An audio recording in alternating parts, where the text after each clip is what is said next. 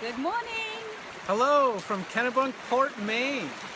Ta-da! We wanted to be sure to give you some rocky coastline and Maine architecture. I don't know if you can see it all the way back there. Yeah, the original goal was to try and shoot this video from the Nubble Lighthouse this morning where we went for a sunrise. But unfortunately the waves were really big there and crashing, and the wind was really strong, so we had to find somewhere a lot more protected to be able to do the video for you today. So Still give you the Maine experience. So still quintessential Maine, big rocky coast, beautiful architecture. I tell you, this has been a fantastic time up here this summer. We've loved Maine. So we spent 6 weeks here in Maine. 5 of those we've been based in Wells, which is a fantastic central location in the southeast part of Maine. Really close. It's actually about an hour and a half from Boston, but it's close to New Hampshire, it's close to York, Algonquin, Kennebunk, where we are now, Kennebunkport, Portland. So it's a really great location for that part of the state. They're beautiful little coastal towns and have a lot of character and charisma, and the beaches are nice. Most of the beaches are rocky like this, but there are some sandy beaches as well. And we also had the time up in Bar Harbor.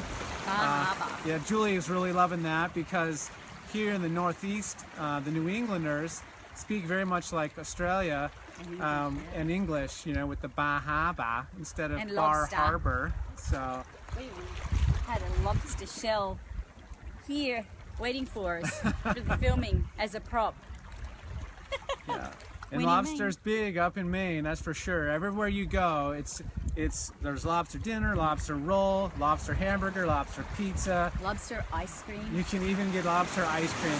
We did not partake in the lobster ice cream, but we did try a lot of other lobster while we were up here. As you got to, and especially because in Maine, there's certain lobster that you really can only get in Maine. It's soft shell lobster because soft shell lobster is too fragile to ship. So you really need to eat it when you're here, and we did do that. We had a little lobster dinner at the coach, and that was really, really fun. So lobster is the main industry of Maine, the main industry, you know what I'm saying. So it's really fresh, it's much more affordable than in other places in the country, and as Mike said, you can have the soft shell, which personally, I can't taste the difference. I'm not a lobster connoisseur, but it was good. Yeah, it was good. It's good. We've had a wonderful time here in Maine. Bar Harbor, Acadia National Park is very beautiful. We did, see quite a bit of it up there, biked around it, drove around it, and we did the Cadillac Mountain. We did sunrise and sunset up there. Right. Sunrise is a very special thing at Cadillac Mountain because it's the first place that the sun hits in the United States. Yeah. So that's a neat little piece of trivia, and it's really a special experience. Just make sure if you do that, make sure you get there early, at least 45 minutes before sunrise. Or you will not get a park. You will not get a park, and you won't. You'll miss a big part of the beauty of the sunrise too, because a lot of the beauty of a sunrise is before the sun actually rises. That's right. Yeah, that was gorgeous.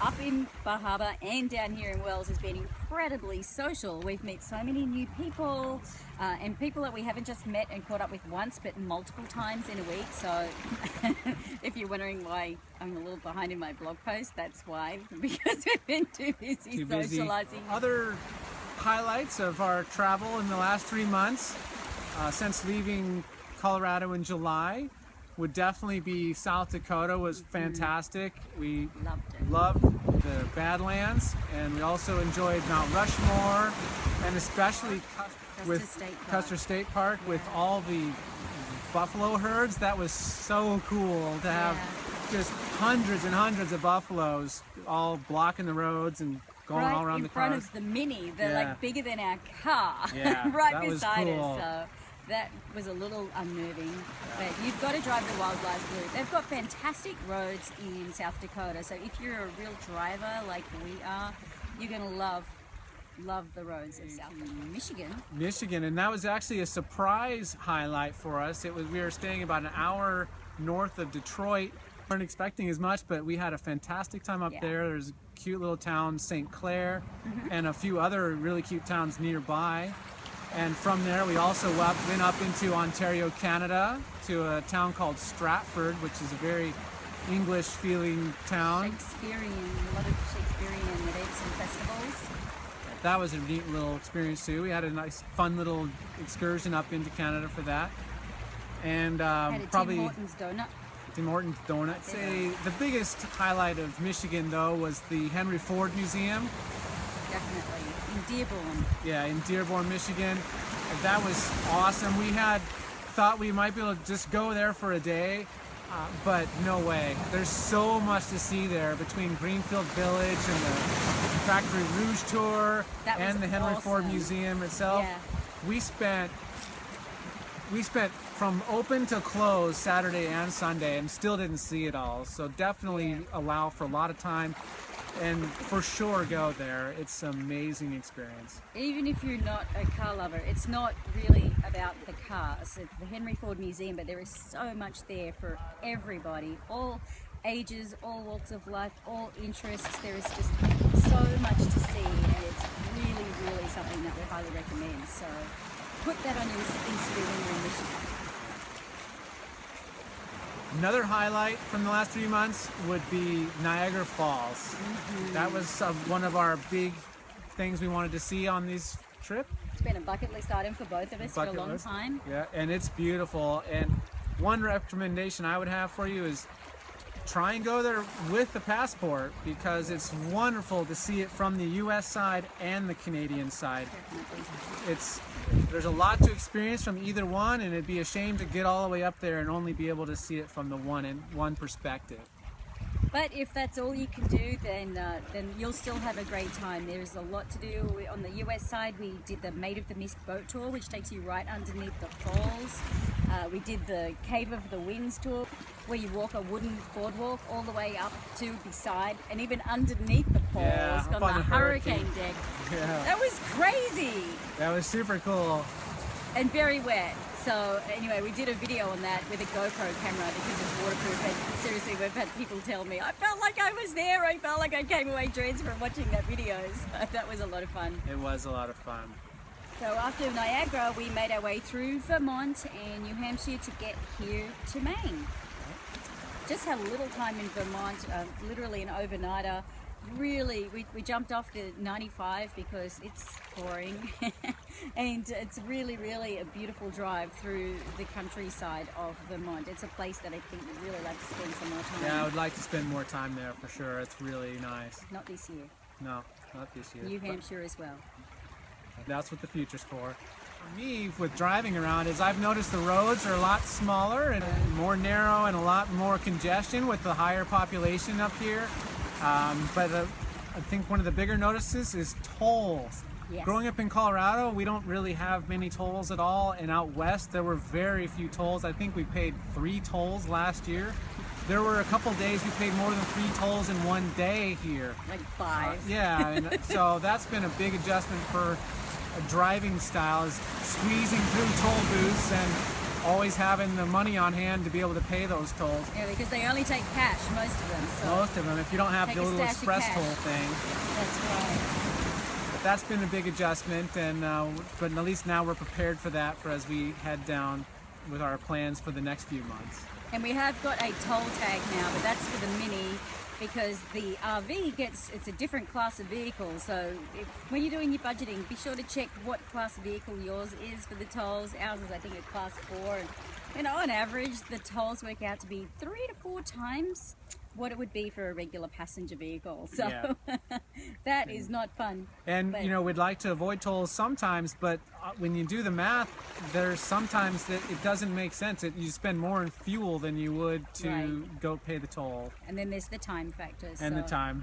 Definitely do your research on that. And it's really nice to be back in the Thousand Trail system again. We've been out of the Thousand Trail system since April, when we were in Santa Fe and then in Colorado, because they don't have properties in the middle of the country. But once we got back into Michigan, we were back in the Thousand Trails network. And what's great about that for us is it just brings our expenses down quite immensely each month. Immensely. So they work really well for us, as long as we can find a place that has cell coverage. Yeah. We've got electricity, water, sewer, we're good. Yeah, they're great campgrounds for us, and it just makes our lifestyle so much more affordable. Yes, and which allows you the money to spend on the other experiences that you want to have in an area. One thing you may have seen are our new Slice of Life videos. They're designed to be very short little vignettes, little snippets of our daily RV life. They're completely random, spontaneous and unscripted, and they can be about anything, whether it's in the RV or the lifestyle or things we've learned or mistakes that we make or things that happen. Yeah. But they're just little quick moments that allow us to just quickly record and get them up. And they go up every Wednesday afternoon, so check those out. Since leaving Colorado in July, it's interesting because that was our home and our life for so long, and getting to South Dakota, I realize it's like I've kind of embraced this lifestyle even more. Because we pretty much embraced it in the first year. We're out there, we're doing stuff. But there's just something about being in the second year. I think we feel more in our groove and just wanting to share a whole lot more with all of you guys. So thanks for everything, for watching and for all of your continued comments and support. It really means a lot and it keeps us motivated to keep producing more. Pretty much time to wrap up and head back to the coach. This is our last morning here in beautiful Maine. Yeah, sadly, we've loved it up here. But we're looking forward to where we're going this fall as well. That's right. It's never really that sad to leave a place because we always know we're going to somewhere else that's really awesome. So that makes it a lot easier. Yeah. And speaking of, from here, after we get home and pack up, we'll go down to Massachusetts, and we're going to go to Martha's Vineyard this weekend in the Cape Cod area. And from Check there, out Boston. and Boston, maybe have a cup of tea, have our own little tea party in Boston. It'd be lovely. And then we'll head out to upstate New York and spend a little bit of time there, and then work our way back into closer to Manhattan and into Washington, D.C., and then work our way down the coast through the Carolinas and end up down in Florida. We are in Maine doing our 15-month video, and in a short 3 months from now, we'll be down at the very southern tip of the East Coast. Yep, right down near the Keys, the Florida Keys. Yeah, and that's going to be a social time there as well, because a lot of the people we've met up here in Maine all plan to be down in the same area of Florida this winter. We're all snowbirding, so it'll be fun to meet up with some of those same folks and share experiences from the previous few months. We're wishing you all the best until next time. Bye for now.